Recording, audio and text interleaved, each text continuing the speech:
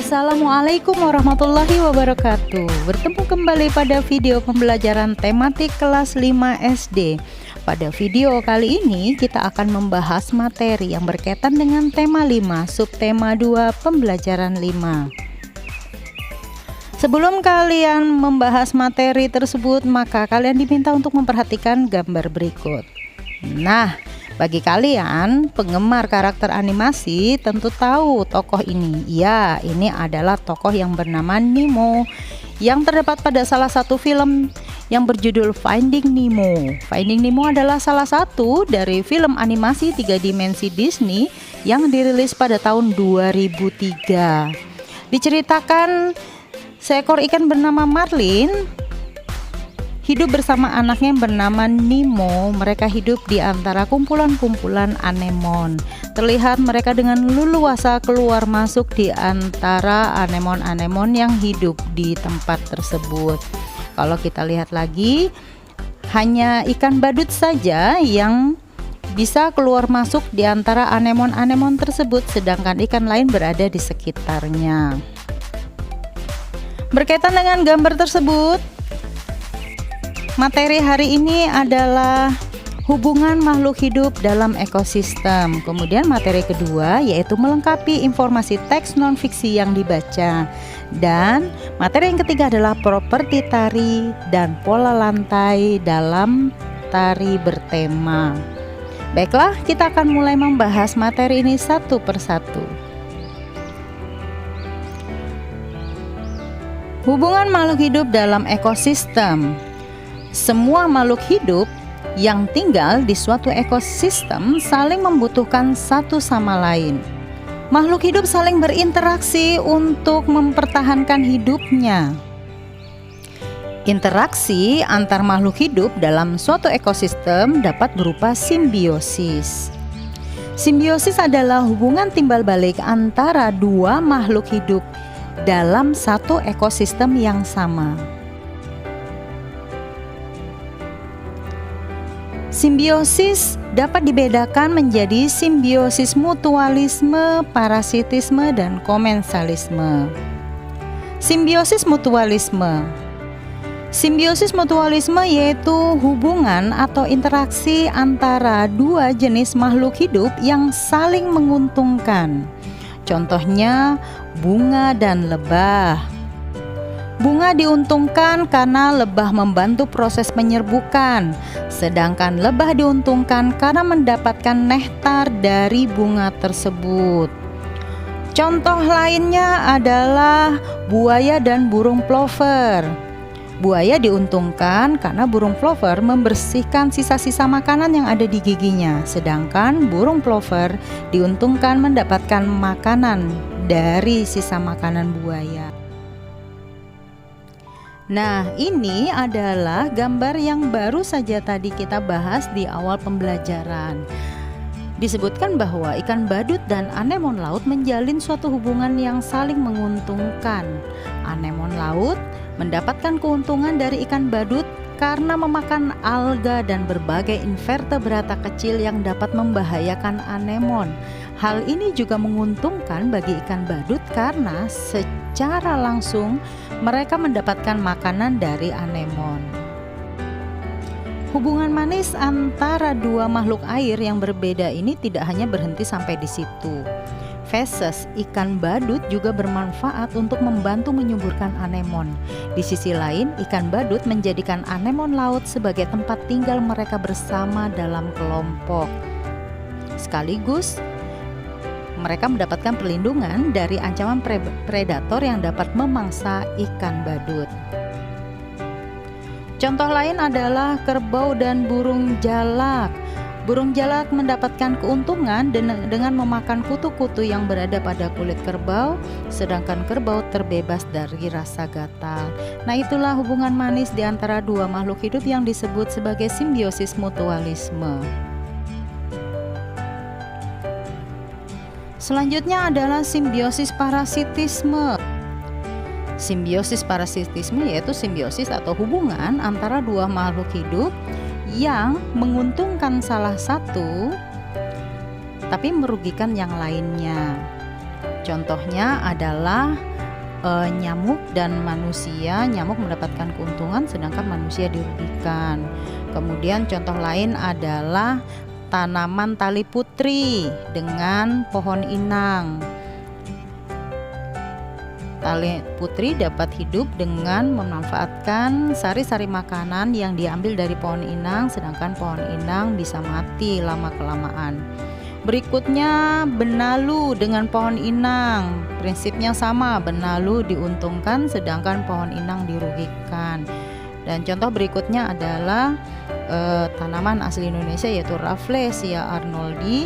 Rafflesia ini mendapatkan keuntungan, dia mengambil sari-sari makanan pada pohon inang sedangkan pohon inang dirugikan karena sari-sari makanannya diambil.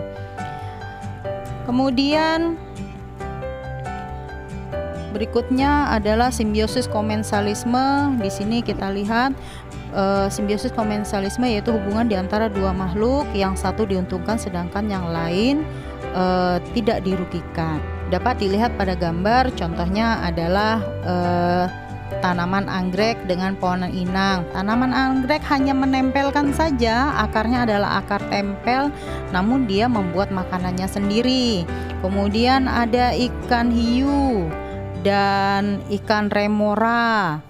Ikan remora selalu mengikuti kemana hiu pergi. Ikan remora mendapatkan keuntungan, dia terlindung dari predatornya. Kemudian dia juga bisa memakan sisa-sisa makanan hiu, tapi hiu tidak merasa keberatan dengan adanya ikan remora. Kemudian berikutnya adalah ikan gobi dan bulu babi. Ikan gobi ini dengan tubuhnya yang kecil, dia leluasa keluar masuk di antara duri-duri bulu babi sehingga dia terlindung dari pemangsanya. Sedangkan bulu babi tidak merasa keberatan, dia tidak diuntungkan juga tidak dirugikan oleh keberadaan ikan gobi. Kemudian contoh berikutnya adalah ikan pari dan ikan remora, sama seperti ikan hiu. Ikan remora selalu mengikutinya karena dia mendapatkan keuntungan, mendapatkan sisa-sisa makanan dari ikan pari.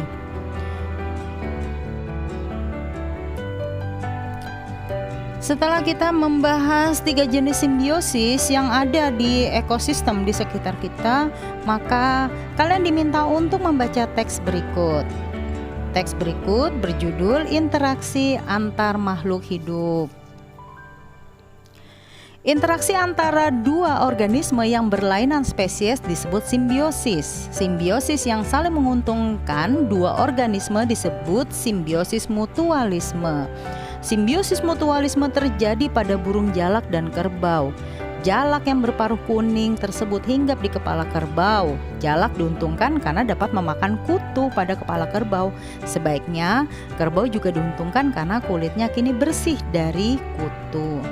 Selain untuk memperoleh makanan, interaksi yang saling menguntungkan juga terjadi karena berbagi tempat. Contohnya kelomang dan anemon laut. Kelomang adalah jenis krustasea yang menempati cangkang-cangkang siput laut yang kosong. Banyak kelomang yang membiarkan anemon laut hinggap di cangkang yang ditempatinya. Anemon mengusir predator kelomang dengan cara menembakkan racun.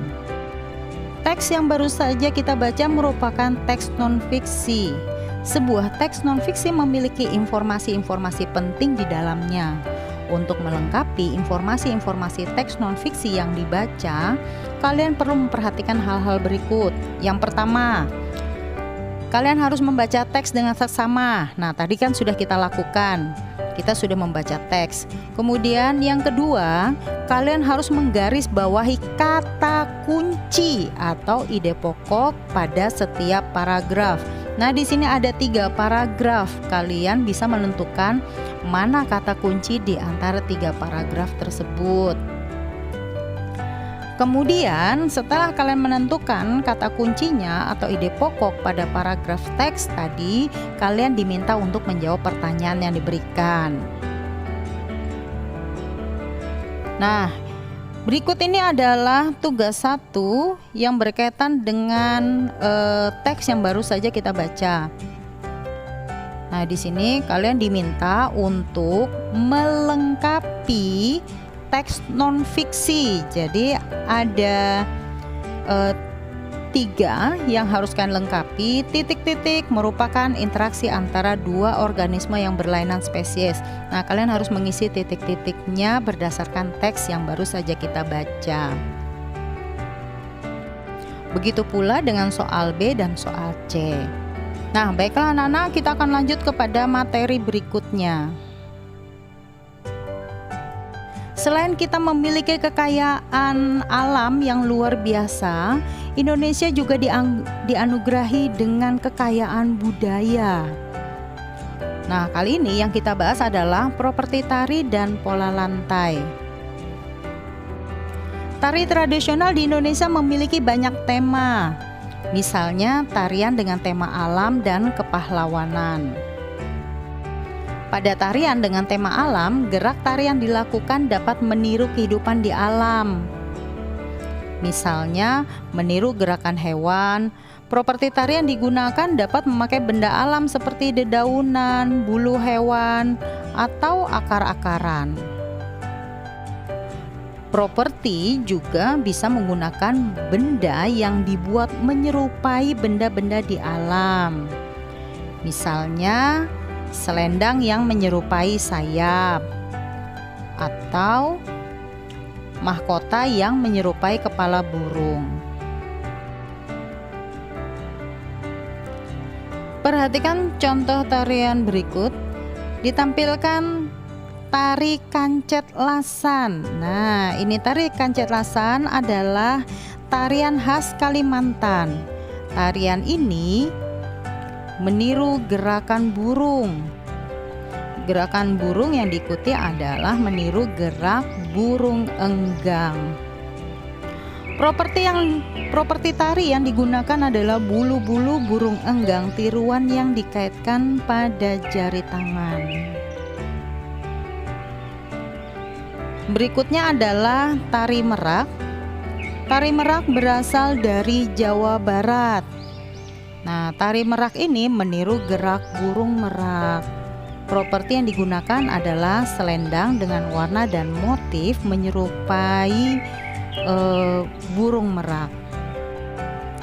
Selain menggunakan properti, tari bertema juga memiliki pola lantai tertentu. Kalian telah mempelajari berbagai jenis pola lantai. Berikut merupakan contoh pola lantai pada tari merak.